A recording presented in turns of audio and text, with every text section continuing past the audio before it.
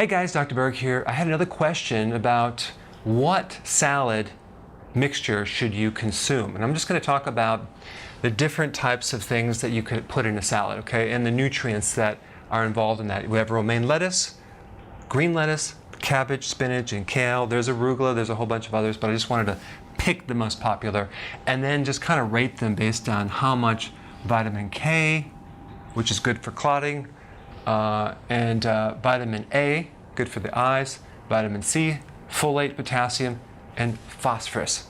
Now, I'm not going to go through all the numbers, but I just wanted to talk about, out of all the vegetables, you can see which one is the winner. Is the kale. I mean, it's loaded with vitamin K. I mean, it has 1,062 milligrams compared to everything else.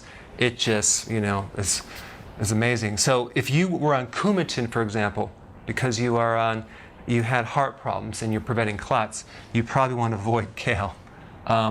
Maybe you wanted to do something like cabbage or green lettuce, but nothing dark green, all right? But kale is loaded with vitamin K. Now, we talk about vitamin A. Spinach has the most vitamin A, but green lettuce actually comes in second. So that's pretty cool. But realize vitamin A in vegetables is a pre-vitamin A. It's not an active form. So you're going to have to get your active form through something like cod liver oil or eggs or something like that.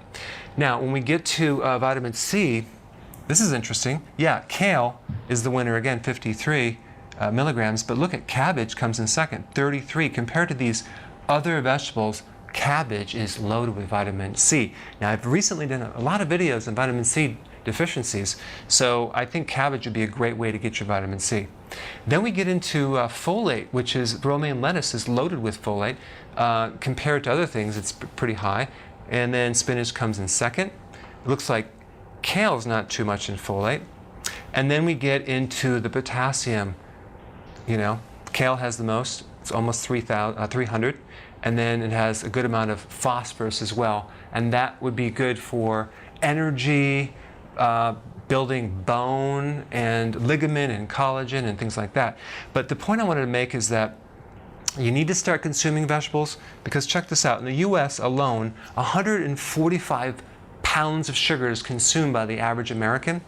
Only 33 pounds of lettuce is consumed by the average American. So it's not a lot. And it's I do probably 33 pounds a month myself, but you want to start increasing.